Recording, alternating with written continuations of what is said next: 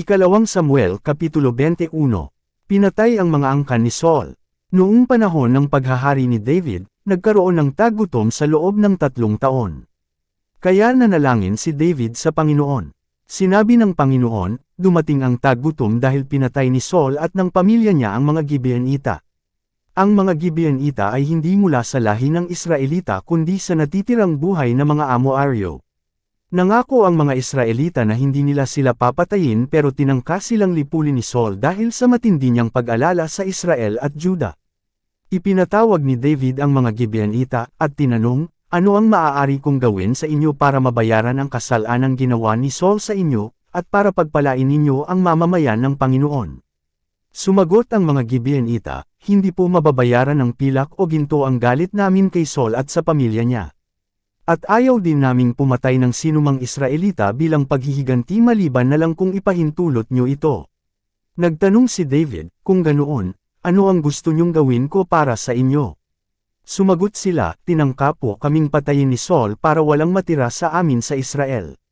Kaya ibigay nyo sa amin ang 7 lalaki na mula sa angkan niya, dahil papatayin namin sila at pababayaan ang kanilang bangkay sa lugar na malapit sa lugar kung saan sumasamba sa Panginoon doon sa Gibi, bayan ito ni Saul na haring pinili ng Panginoon. Sinabi ng hari, sige, ibibigay ko sila sa inyo. Hindi ibinigay ni David sa kanila si Mephibosheth na anak ni Jonathan at apo ni Saul, dahil sa sumpaan nila ni Jonathan sa presensya ng Panginoon. Ang ibinigay ni David ay ang 2 anak ni Saul na sina Armoni at Mephibosheth. Ang ina nila ay si Rizpah na anak ni Aya. Ibinigay din ni David ang 5 anak na lalaki ni Merab. Anak ni Saul si Merab at asawa ni Adriel na anak ni Barzillai na taga Merola. Ibinigay sila ni David sa mga Gibeonita, at pinagpapatay silang 7 roon sa burol na malapit sa lugar kung saan sumasamba sa Panginoon. At pinabayaan lang nila roon ang mga bangkay. Nangyari ito noong nagsisimula pa lang ang anihan ng sebada. Si Rizpah na anak ni Aya ay kumuha ng sako at inilatag ito sa isang malaking bato para gawin niyang higaan. Binantayan niya ang mga bangkay upang hindi kainin ng mga ibon kapag araw at para hindi kainin ng mababangas na hayop kapag gabi. Nanatili siya roon simula nang mag-umpisa ang anihan hanggang sa magtag-ulan. Nang malaman ni David ang ginawa ni Rizpah na asawa ni Saul, nagpunta siya sa mga naninirahan sa Jabes Gilead at hiningi ang mga buto ni Saul at ng anak nitong si Jonathan. Nang mapatay sina Saul at Jonathan sa pakikipaglaban nila sa mga Filisteo sa Gilboa, ibiniti ng mga Filisteo ang mga bangkay nila sa plaza ng Beth-shan, at lihim na kinuha ng mga taga-Jabes Gilead ang mga bangkay nila. Dinala ni David ang mga buto ni na Saul at Jonathan, pati na rin ang mga buto ng 7 pinagpapatay ng mga Gibeonita. Ipinalibing niya ito sa mga tauhan niya sa pinaglibingan ng ama ni Saul na si Kish, sa bayan ng Zela sa Benjamin. Natupad ang lahat ng iniutos ni David. Pagkatapos nito, sinagot ng Panginoon ang mga panalangin nila na huminto ang tagutom sa kanilang bansa. Ang pakikidigma laban sa mga Filisteo. Dumating ang panahon na muling naglaban ang mga Filisteo at mga Israelita. At nang nakikipaglaban na si David at ang mga tauhan niya, napagod siya. Si Ishbi-Benob na Filisteo na mula sa angkan ng mga Rapha, ay nagtangkang patayin si David. Tanso ang dulo ng sibat niya na tumitimbang ng mga 4 na kilo, at may nakasukbit pa siyang bagong espada. Pero dumating si Abishai na anak ni Zeruiah para iligtas si David, at pinatay niya ang Filisteo. Pagkatapos nito, sinabi ng mga tauhan ni David sa kanya, hindi na po kami papayag na muli kayong sumama sa amin sa labanan. Tulad kayo ng ilaw sa Israel at ayaw naming mawala. Kayo, nang sumunod na mga panahon, muling naglaban ang mga Filisteo at mga Israelita sa Gob. Sa labanang ito, pinatay ni Sibakay na taga-Hashasisaph, na isa sa mga angkan ng Rapha. At sa isa pa nilang labanan sa Gob, pinatay ni Elana na anak ni Jor-Oregem, na taga-Bethlehem, si Goliath na taga-Gat. Ang sibat ni Goliath ay mabigat at makapal. Muli pang naglaban ang mga Filisteo at mga Israelita, nangyari ito sa Gat. Sa labanang ito, may isang tao na sobrang laki, may tig-6 na daliri sa mga kamay at paa niya. Isa rin siya sa mga angkan ng mga Rapha. Nang kutsain niya ang mga Israelita, pinatay siya ni Jonathan na anak ng kapatid ni David na si Shimea. Ang 4 na Filisteong ito ay mula sa angkan ng Rapha na taga-Gat. Pinatay sila ni David at ng mga tauhan niya. Ikalawang Samuel Kapitulo 22. Ang awit ng tagumpay ni David. Salmo 18. Umawit si David sa Panginoon nang iligtas siya ng Panginoon sa kamay ng mga kalaban niya at kay Saul. Ito ang awit niya, Panginoon, kayo ang aking matibay na bato na kanlungan at pananggalang. Kayo ang aking tagapagligtas na nag-iingat sa akin. Bilang kanlungan na bato, makakapagtago ako sa inyo. Sa inyo ako tumatakbo at kumakanlong. Inililigtas niyo ako sa mararahas na tao. Karapat-dapat kayong purihin Panginoon, dahil kapag tumatawag ako sa inyo, inililigtas niyo ako sa mga kalaban ko. Tulad ng mga alon, ang kamatayan ay nakapalibot sa akin. Ang mga pinsala ay tulad ng malakas na agos na tumatangay sa akin. Ang kamatay ay parang lubod na nakapulupot sa akin at parang bitag sa aking daraanan. Sa aking kahirapan, humingi ako ng tulong sa inyo, Panginoon na aking Diyos. At pinakinggan niyo ang panalangin ko roon sa inyong templo. Lumindol, at ang pundasyon ng kalangitan ay nayanig. Dahil nagalit kayo, Panginoon. Umusok din ang inyong ilong. At ang inyong bibig ay bumuga ng apoy at mga nagliliyab na baga. Binuksan niyo ang langit at kayo ay bumaba. At tumuntong sa maitim at makapal na ulap. Kayo'y sumakay sa isang cherubim. At mabilis na lumipad na dala ng hangin.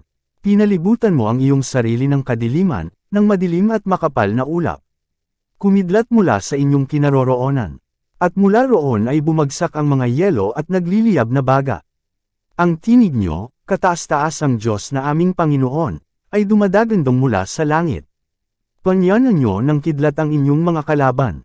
At natarante silang nagsitakas, sa inyong tinig at matinding galit, natuyo ang dagat at nakita ang lupa sa ilalim nito. Pati na rin ang pundasyon ng mundo ay nalantad. At mula sa langit ako ay inabot nyo. At inahan mula sa malalim na tubig. Iniligtas nyo ako sa kapangyarihan ng aking mga kalaban na hindi ko kayang labanan. Sinalakay nila ako sa oras ng aking kagipitan. Ngunit sinaklolohan nyo ako, Panginoon. Dinala niyo ako sa lugar na walang kapahamakan dahil nalulugod kayo sa akin. Pinagpala niyo ako dahil ako ay namumuhay sa katwiran. Sa kalinisan ng aking kamay ako ay inyong ginantimpalaan. Dahil sinusunod ko ang inyong kalooban. At hindi ko kayo tinalikuran, Panginoon na aking Diyos. Tinutupad ko ang lahat ng inyong utos. Ang inyong mga tuntunin ay hindi ko sinusuway. Alam niyong namumuhay ako ng walang kapintasan. At iniiwasan ko ang kasamaan. Kaya naman ako'y inyong ginagantimpalaan. Dahil nakita niyong wala akong ginagawang kasalanan. Tapat kayo sa mga tapat sa inyo. At mabuti kayo sa mabubuting tao. Tapat kayo sa mga taong totoo sa inyo. Ngunit mas tuso kayo sa mga taong masama. Inililigtas niyo ang mga mapagpakumbaba. Ngunit ibinababa niyo ang mga mapagmataas. Panginoon, kayo ang aking liwanag. Sa kadiliman kayo ang aking ilaw. Sa tulong nyo, kaya kong salakayin ang grupo ng mga sundalo. At kaya kong akyatan ang pader ng kanilang tanggulan. Ang pamamaraan nyo, O Diyos, ay walang kamalian. Ang inyong mga salita ay maaasahan. Kayo'y katulad ng isang kalasag sa mga naghahanap ng kaligtasan sa inyo. Kayo lang, Panginoon, ang tunay na Diyos, at wala nang iba. At kayo lang talaga ang aming batong kanlungan. Kayo ang nagbibigay sa akin ng kalakasan. At nagbabantay sa aking daraanan. Pinatatatag niyo ang aking paa tulad ng paa ng osa, upang maging ligtas ang pag-akyat ko sa matataas na lugar. Sinasanay niyo ako sa pakikipaglaban, tulad ng pagbanat ng matibay na pana. Ang katulad niyo ay kalasag na nag-iingat sa akin. At sa pamamagitan ng inyong tulong ay naging kilala ako. Pinaluwang niyo ang aking dadaanan. Kaya hindi ako natitised. Hinabol ko ang aking mga kalaban at inabutan ko sila, at hindi ako tumigil hanggang sa naubos ko sila. Hinampas ko sila hanggang sa magsibagsak, at hindi na makabangon sa aking paanan. Binigyan niyo ako ng lakas sa pakikipaglaban. Kaya natalo ko ang aking mga kalaban. Dahil sa inyo, umatras ang aking mga kaaway na may galit sa akin. At sila'y pinatay ko. Humingi sila ng tulong, ngunit walang sinumang tumulong. Tumawag din sila sa inyo Panginoon, ngunit kayo'y hindi tumugon. Dinurog ko sila hanggang sa naging parang alikabok na lamang na inililipad ng hangin. At tinatapak-tap ako na parang putik sa kalsada. Iniligtas niyo ako Panginoon sa mga rebelde kong mamamayan. Ginawa niyo akong pinuno ng mga bansa. Ang mga taga-ibang lugar ay sumusunod sa akin. Yumuyukod sila sa akin ng may takot at sinusunod ang aking mga utos. Nawawalan sila ng lakas ng loob. Kaya lumalabas sila sa kanilang pinagtatagwa na nanginginig sa takot. Buhay kayo, Panginoon. Karapat-dapat kayong purihin at dakilain. O Diyos na aking batong kanlungan at tagapagligtas. Pinaghigantihan niyo ang aking mga kaaway. At ipinasailalim mo ang mga bansa sa aking kapangyarihan. Inilalayo niyo ako sa mararahas kong kalaban. At pinagtagumpay niyo ako sa kanila. Kaya pararangalan ko kayo sa mga bansa, O Panginoon. Aawitan ko kayo ng mga papuri. Sa hinirang niyong hari ay nagbigay kayo ng maraming tagumpay. Ang inyong pagmamahal ay ipinadama niyo kay David at sa kanyang lahi magpakailanman. Ikalawang Samuel Kapitulo 23. Ang mga huling pangungusap ni David. Pinatanyag ng kataas-taasang Diyos si David na anak ni Jesse. Pinili siya ng Diyos ni Jacob para maging hari, at sumulat siya ng magagandang awit ng Israel. Ito ang mga huling pangungusap niya. Nagsalita ang Espiritu ng Panginoon sa pamamagitan ko. Ang mga mensahe niya ay nasa aking mga labi. Sinabi sa akin ng Diyos, na bato na kanlungan ng Israel. Ang namumuno ng matuwid at may takot sa Diyos. Tulad ng liwanag ng araw na sumisikat sa umaga na walang maitim na ulap. Na nagpapakinang sa mga damo pagkatapos ng ulan. Ganyan ang pamilya ko sa paningin ng Diyos. At gumawa siya ng kasunduang walang hanggan sa akin. Maayos at detalyado ang kasunduang ito at hindi na mapapalitan.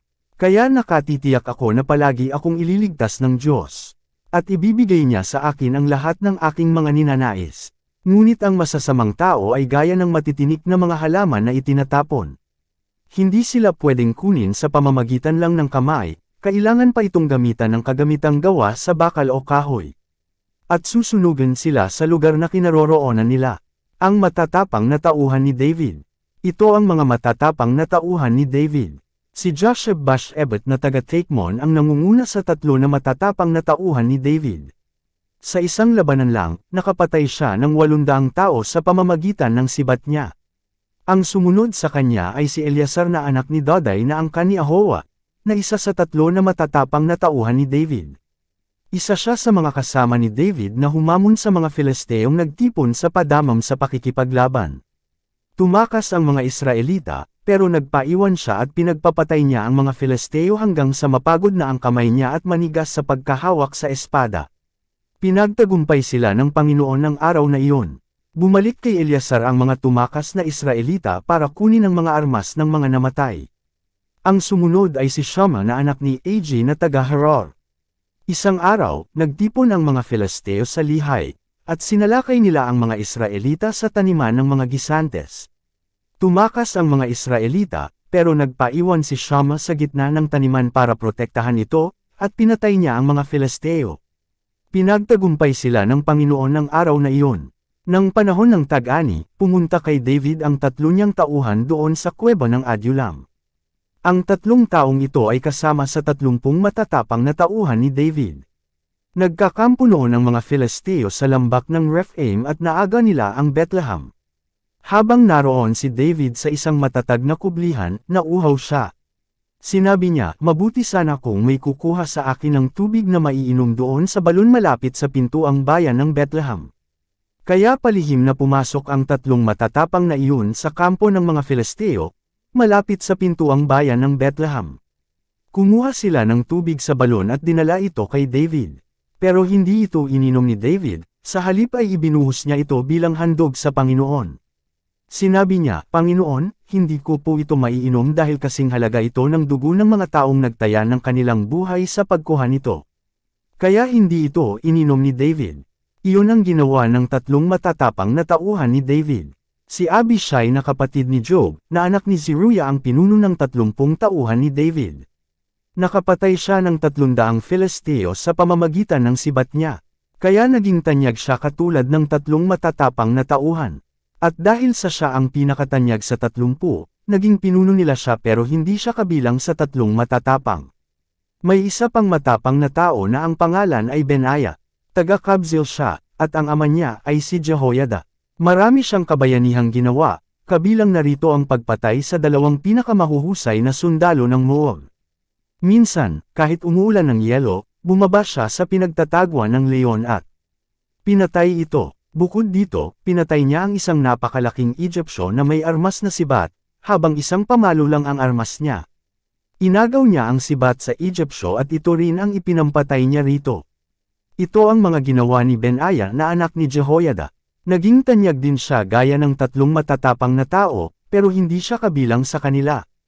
At dahil siya ang pinakatanyag sa kanyang 30 kasama, ginawa siyang pinuno ni David ng kanyang mga personal na tagapagbantay. Ito ang iba pang miyembro ng 30 matatapang na tao. Si Asahel na kapatid ni Job.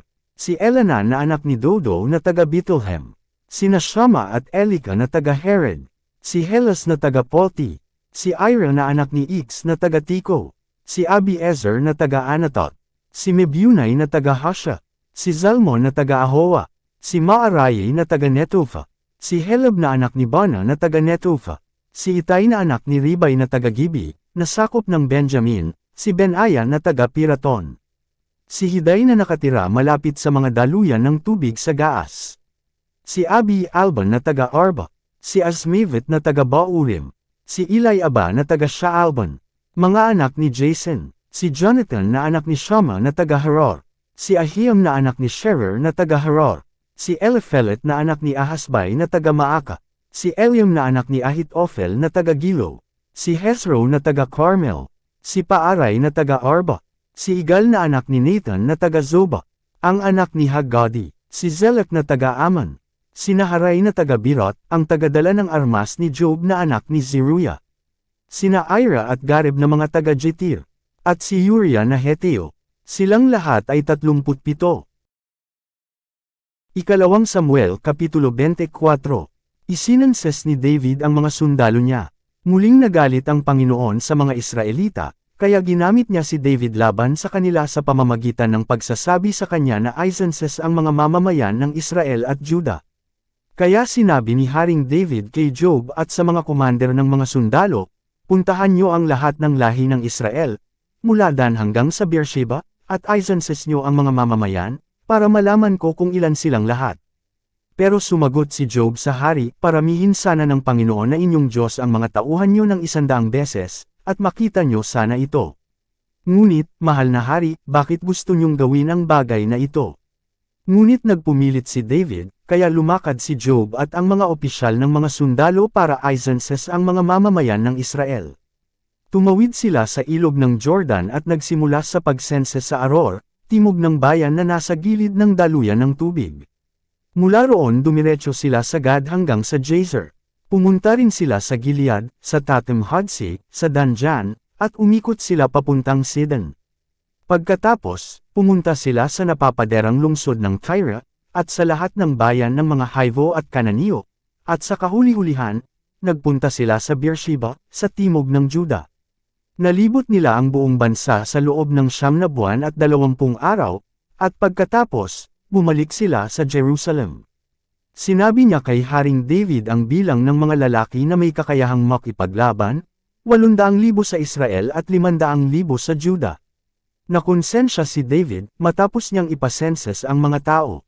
Kaya sinabi niya sa Panginoon, nagkasala po ako dahil sa ginawa ko. Kaya nakikiusap ako sa inyo, Panginoon, napatawarin niyo ako na inyong lingkod sa kasalanan ko, dahil isa pong kahangalan ang ginawa ko. Hindi pa nakakabangon si David kinaumagahan nang sabihin ng Panginoon kay Gad na propeta ni David, pumunta ka kay David at papiliin mo siya kung alin sa 3 parusa ang gusto niyang gawin ko sa kanya. Kaya pumunta si Gad at sinabi, alin po sa 3 ito ang pipiliin niyo? 3 taon na taggutom sa bansa niyo? 3 buwan na tumatakas kayo sa mga kalaban niyo habang hinahabol nila kayo? O 3 araw na salot sa bansa niyo?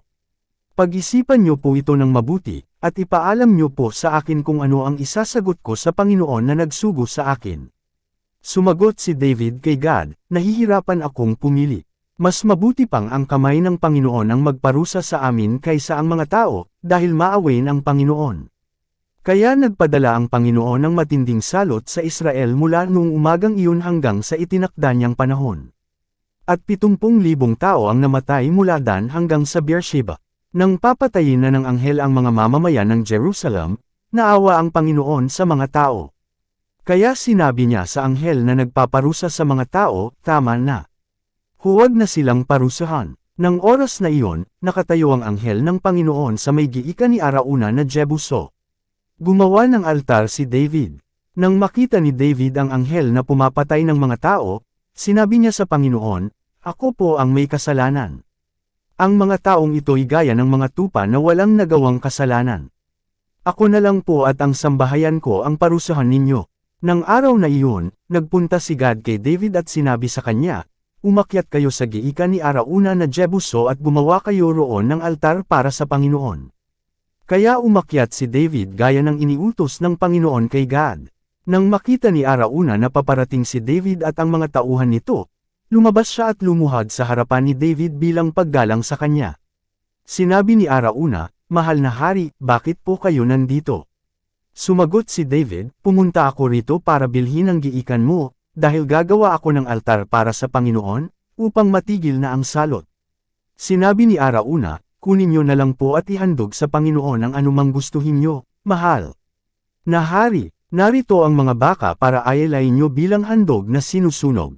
Narito rin po ang mga pamatok pati ang mga tabla na ginagamit sa paggiik, at gawin niyong panggatong. Mahal na hari, ibibigay ko po itong lahat sa inyo, at tanggapin sana ng Panginoon na inyong Diyos ang handog ninyo."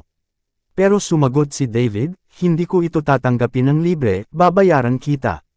Hindi ako maghahandog sa Panginoon kung Diyos ng mga handog na sinusunog na walang halaga sa akin." Kaya binili ni David ang giikan at ang mga baka sa halagang 50 pirasong pilak. Pagkatapos, gumawa siya roon ng altar para sa Panginoon at nag-alay ng mga handog na sinusunog at mga handog para sa mabuting relasyon. Sinagot ng Panginoon ang panalangin ni David para sa Israel, at huminto ang matinding salot.